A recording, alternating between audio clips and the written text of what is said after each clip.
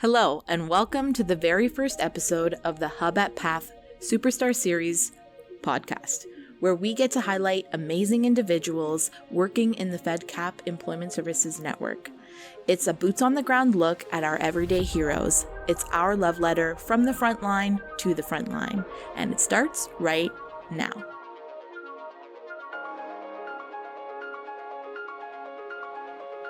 What makes a superstar? I think a superstar employment coordinator is somebody who is sensitive and understanding and can give some extra TLC. Someone who is a go-getter and has a creative mindset, a strategic thinker, and just wants to help people.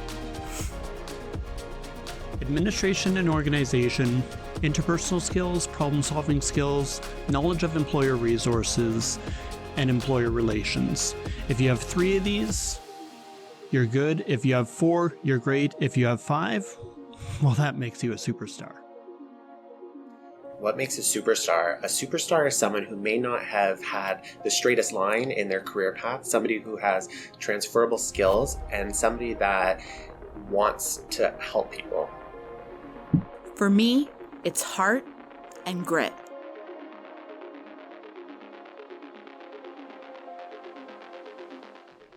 Our first ever guest is Stephen Uhas. Stephen, tell the lovely people where you're from. First of all, I want to say thank you very much for letting me be the first person on the podcast. I'm very honored, I'm very grateful, and I'm very happy that we get to have this time to share an experience that we're having. So my name is Stephen Uhas, and I am the job developer at Port Cares, the division of employment services. Amazing. How long have you been there? So I have been in my current role for just over 2 months. I actually was recently promoted from being an employment advisor, and I am now coming up to my 1-year anniversary very soon. Congratulations. Let's start at the beginning. How did you get to employment services? And is it true that I was your biggest influence in your first days at Port Cares? Well, I'm not going to deny that. Definitely not. I still remember the notes I took that meeting, so thank you for sharing the words of wisdom that I lived by. I started the job developer role about 2 months ago, and I think it's been a full circle moment. And to really start the journey, I think it actually started about 10 years ago. So I was at probably the height of my retail career at the time. I was a store manager. I was doing a ton of HR initiatives. I was just really evolving in a leadership capacity and really excited about the team that I was developing and seeing where their training could go. But I found that I was coming up to not a glass ceiling, but definitely something that I didn't understand the communication that was coming top down. So I met somebody. I had the privilege to network with Paula Whalen, the former head of HR in the corporate offices at Magna. And she's the one who really inspired me to pursue HR. So I, conveniently enough, the store I was working for closed. So I was able to go back to school, and I was still working part-time through that because I had bills to pay and I needed to get my professional designation. And once I was able to complete the schooling, you have to do 4 steps to actually earn your designation, 2 of them being exam requirements, 1 employment law, 1 as like a cumulative exam. And those you cannot do like one day after the other. You definitely have to wait about 6 months in between. So there was time to grow and learn and develop. I then went to Flight Centre, which a fantastic company, travel destination. They are very big on starting at the ground up. So coming in as a travel agent, my goal, my brightness of future at the time was to move into their HR role. Luckily, I had just about reached that point, and then the pandemic hit. Yes. So travel was definitely a hard hit, and I had unemployment for the first time. I learned what it means to struggle and to apply every single day and not hear anything back. The mental taxation that you feel as an unemployed person, your family and friends, as supportive as they are, they don't know what it's like to go through that unless they themselves have gone through it. Once things were starting to open up, and during that time, I was also completing extra certifications just to really help level up my own professional abilities. I was still doing the HR testing for the examination, studying for that. It was very intense. And I was able to actually network and apply to a recruiting position with somebody who actually used to be one of my favorite customers in the store I was managing. So Catherine Moore, formerly of the Mason Group, she was a fantastic mentor to me. She taught me how to really hone my skills and really be able to speak freely to anyone at any kind of level where they're at, whether it's an entry-level job or if they were at C-suite level positions. Once I was able to grow and really, really hone all my skills, I wanted to pursue even further. So I went to a couple contract positions, actually. I know a lot of people, it was very risky because contracts start and end. Sometimes you get the luxury of them continuing onwards. A lot of times they won't. And I learned a lot of really good lessons, some that stuck with me and that I was able to pull through and still use today. And there's some instances of management that I will not ever talk about again because it's like, how are you practicing right now? Anyways, once I was over a few contracts, I found the role at Port Cares, and admittedly, I had no idea what Port Cares was at the time, didn't really know anything about employment services, which was shocking because I wasn't employed for about 2 to 3 years. And to not know and how to access those resources is mind-blowing now. So now where I currently am, I definitely will shout it from the rooftops of what we can do.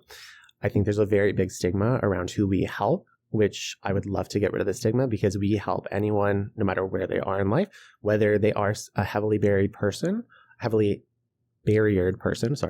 or if they are just looking to make a transition in their life, we can help anywhere we can.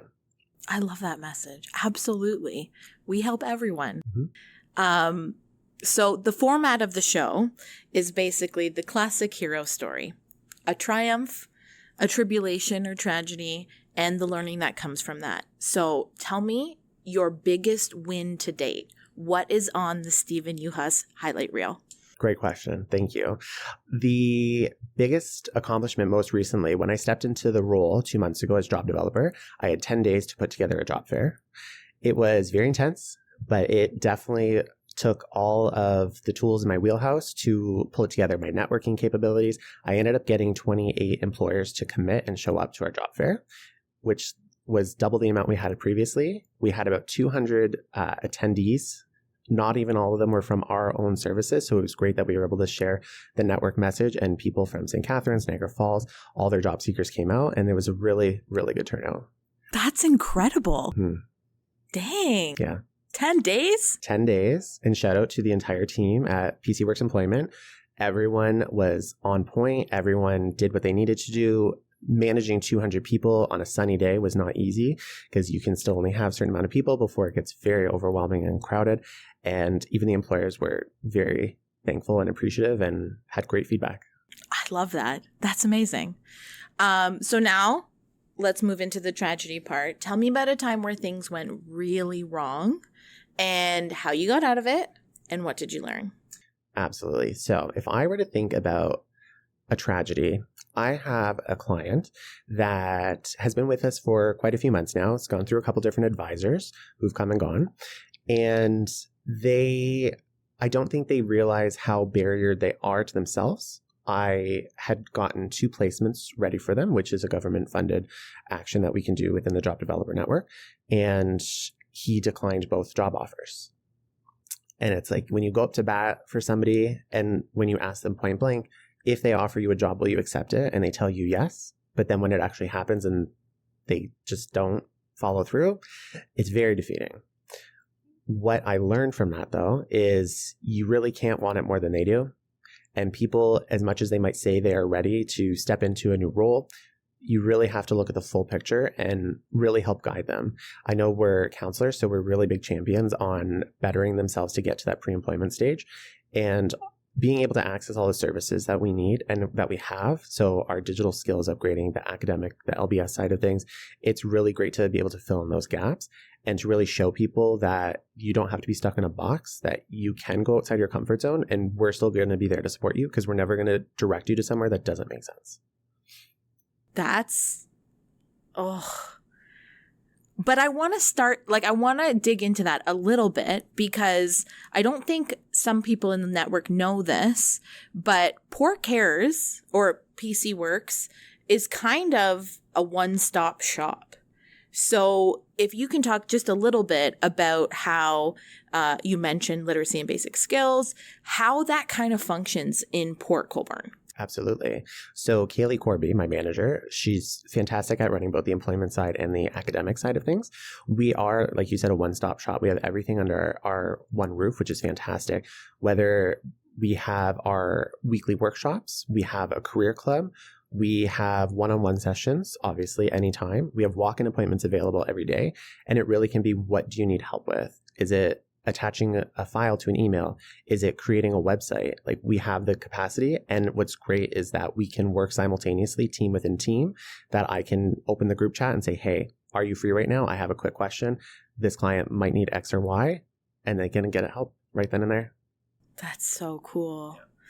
I feel like that sometimes when you're talking about a client declining something that you've really tried to work with to get them to a certain spot and then it doesn't work out, that's sometimes where people stop and they say, oh, I don't know what to do now.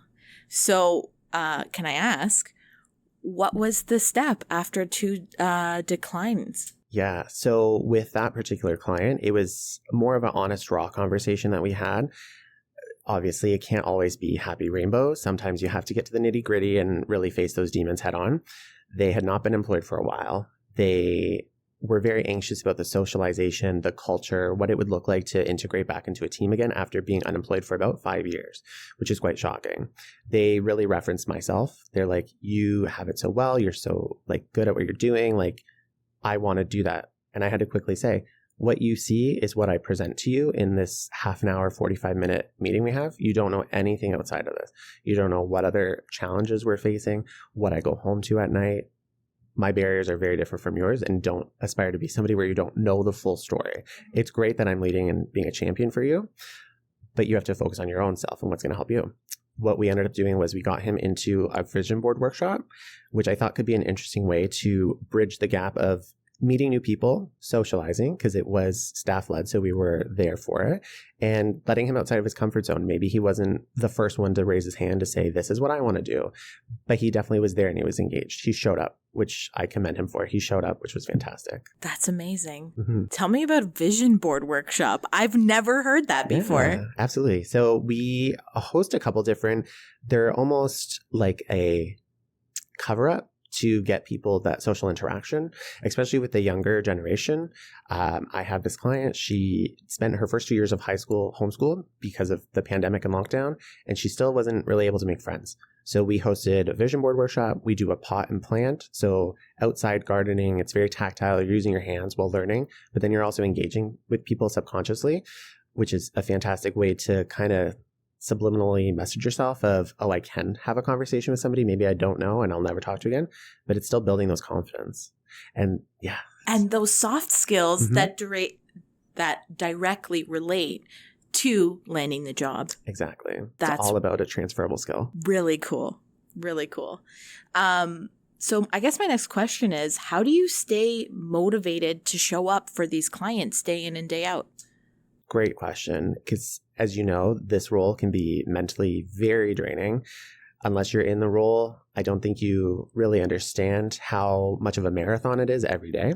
Not only do you have to know the labor market, you have to know what qualifications you need for really any type of job. And then on top of that, you're also trying to address the barriers that are preventing people from attaining employment.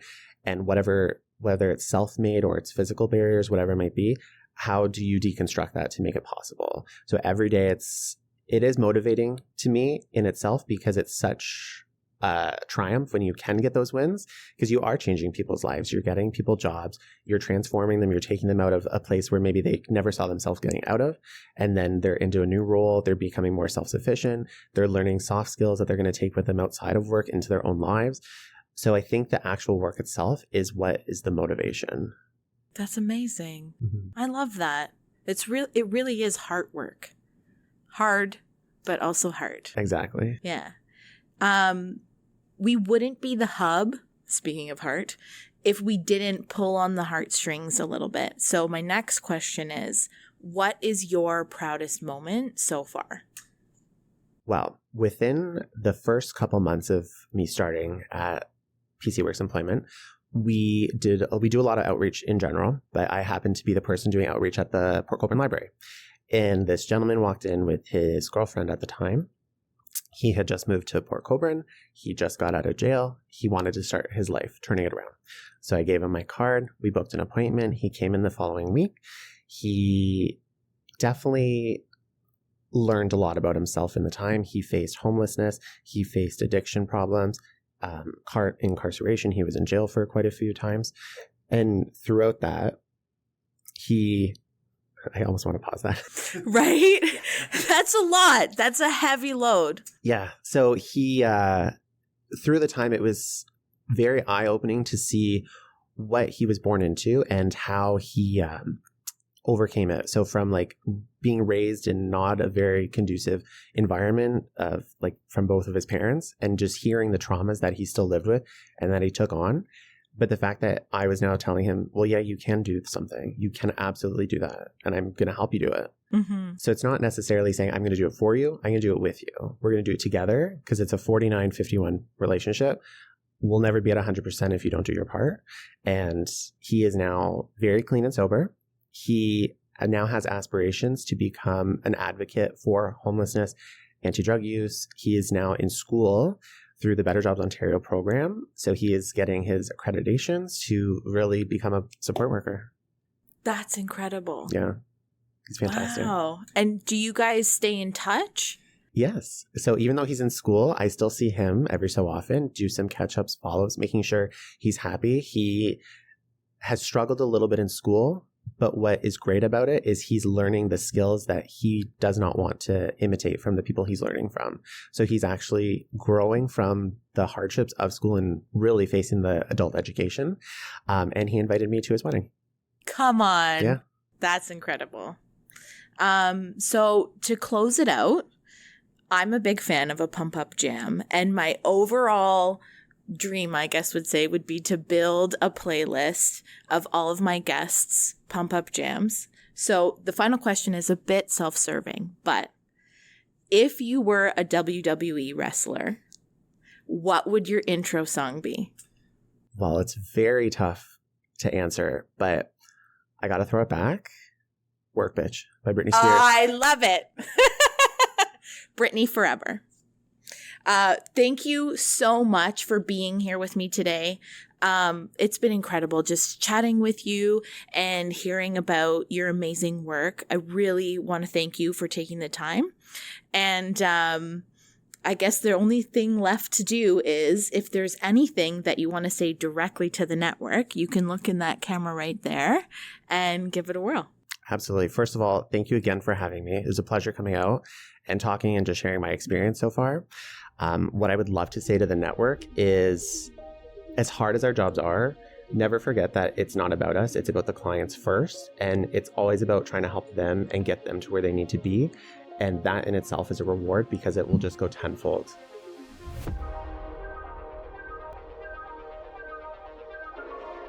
Thanks so much for tuning into our first ever episode. Coming up in the series, we have 2 guests from Niagara YMCA. If you like what you're hearing, hit the subscribe button so you can follow along when we release new content.